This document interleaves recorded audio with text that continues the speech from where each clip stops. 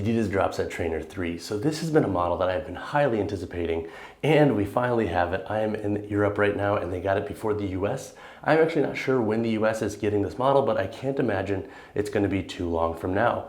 But that said, 5 things to note about this model, because it is very similar to the Dropset 2, but there are a few major updates to note with this shoe. Is number 1, it feels a little bit more built out and rugged. So if you liked the Dropset Trainer 2, but you found the upper to be just a little bit too lightweight, or even found like the midsole to not have as much of a platform that you would prefer, I think you will like this model a little bit better. This model's upper is a bit heavier, and I think you'll notice that right upon putting them on for the first time.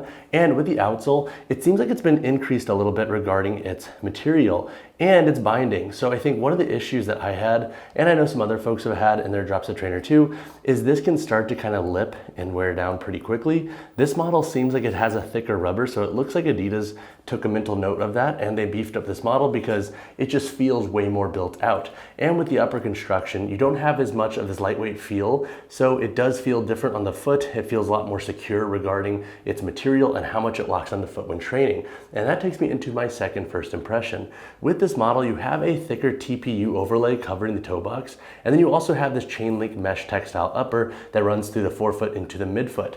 This gives this model a slightly snugger fit out of the box. I don't think it's going to be too snug for most folks. If you liked how the Dropset Trainer 2 fits, you will like the 3's fit, but you will notice, I think, that difference in the material and how much it's actually hugging your foot upon your first uses. This model has taken about like 3 days of consistent wear to really break in. Now it feels a lot better, but it took a couple of uses to really break in this upper because, again, it is a little bit more rigid, so it is going to hug the foot a lot more compared to that lightweight material you got in the Dropset Trainer 2, which I think broke in a little bit quicker. The volume in this model's upper is also a little bit lower regarding its forefoot volume, so if you do have thicker feet, give it a little bit of time. This should break in pretty well once you wear it for a couple of sessions and just walk in them all day. If you also want to break them in faster, what I would suggest doing, and this is something that I actually did too, is take some socks, ball them up, put them into your toe box at night when you are sleeping, and that should help kind of stretch out that material as well. My third first impression with this shoe is the heel construction and the tongue are interesting. So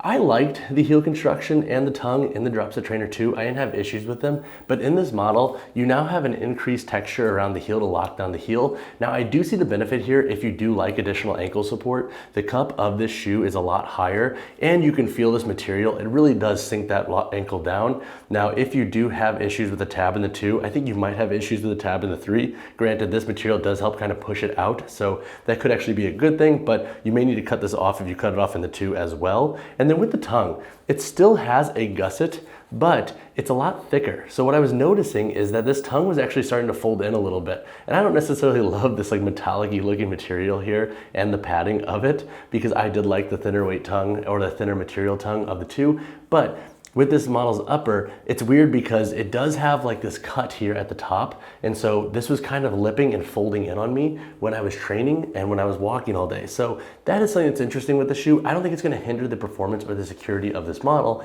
but it's a feature that I'm wondering if they needed to change that. Like, I get the boot change here and the addition of material to help give you a more lockdown fit, give you additional ankle support, but this tongue change, I don't really know if it was needed. I think it might end up folding in on some folks. Not the biggest deal, but again, if you're OCD like me, I never really love training shoes that have that.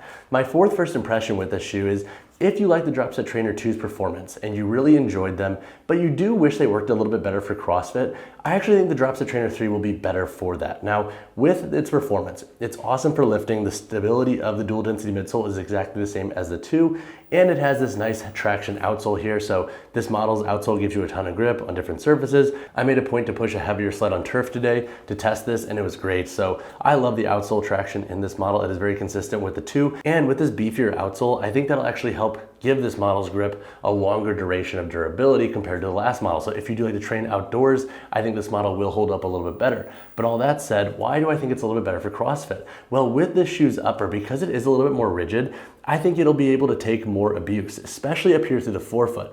This forefoot upper material was something that could be problematic for other folks. I never necessarily had an upper issue in my model. I had this outsole lipping issue that just wore down over time. But with the upper, I don't think this is going to break down fast. So when it comes to rope climbs and stuff, I think this will be a shoe that can really actually hold its own, despite not being necessarily a CrossFit focused shoe per Adidas marketing. in the gym in the context of CrossFit WOD. So if you do want that all-in-one model and you really like that Dropset Trainer 2, but you kind of wish it was a little bit more versatile and dialed for CrossFit, I think the Dropset Trainer 3 will be even a better bet. My first impression with this shoe is it does still have this ventilated midsole material here. So with this shoe, just like the Dropset Trainer 2, you do have these cutouts here in the removable insole, and then you have this TPU layer here where you can kind of see through, and it does help keep this shoe pretty dang cool. This model is built with Adidas Heat Ready technology, so essentially this whole upper and the midsole cutout is designed to keep your foot more cool. And I did notice this actually when walking down some of the streets in Dublin and the wind was blowing. It was actually kind of ventilating my foot really well, and I kind of felt my feet getting a little cooler in a good way, not necessarily overly cold.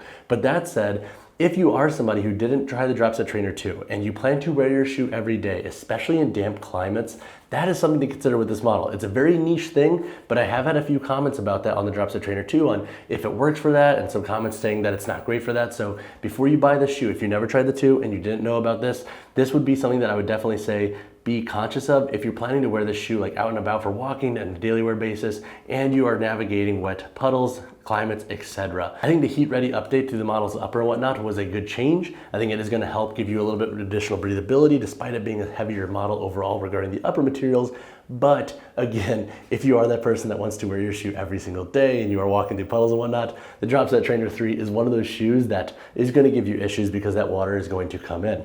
Now, if you don't feel like waiting for my full review when I talk about sizing in more depth, if you are going to cop this shoe, I would say go true to size. This model fits pretty dang true. It does have a slightly tapered midfoot, so if you have an excessively flat foot, that would be something to consider. That's pretty standard with most Adidas shoes though, but I think for most folks, because I have an E to double E width foot, it should work. Now I think if you are pushing 3E widths and wider, that might be something to consider with this model's toe box. You might actually want to look into the 2 because I think you get more upper volume in that model. You might actually feel it to be more spacious. But again, for most folks, I would say go true to size in this model if you don't feel like waiting for my review. All right, guys, that wraps up my first impressions of the Adidas Dropset Trainer 3. I really enjoy that Adidas kept a lot of the performance features of this model consistent regarding what made the Dropset Trainer 2 awesome. A lot of those features like the dual density midsole, the traction outsole, and just the upper flow of its materials are very consistent. They do feel like they are more built out and more structured. This could be a good or bad thing depending on what you like in your shoes. Personally, I think they're just as strong as the Dropset Trainer 2, except they might be even stronger in certain verticals. Now, I did love the Dropset Trainer 2 for its wispiness and its lightweight feel, so this model does have a little bit more bulk, but I don't necessarily see that as a bad thing. It just really comes down to what you're after in your shoes. If you have additional questions on this model in the meantime, before I drop my full review, drop a comment down below or hit me on Instagram, whichever you prefer. And as always, y'all, drop a like on the video, subscribe to the channel. I'll see you in the next one.